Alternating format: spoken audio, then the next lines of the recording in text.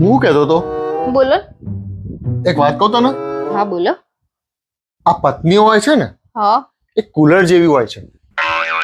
ઘરમાં એટલો બધો અવાજ કરે ને, હદ વગરનો અવાજ કરે, પણ ઘરમાં સહેજે ઠંડક આપે જ નહીં. અને ઓછામાં પૂરતું એમને બહુ રિમોટે ના હોય.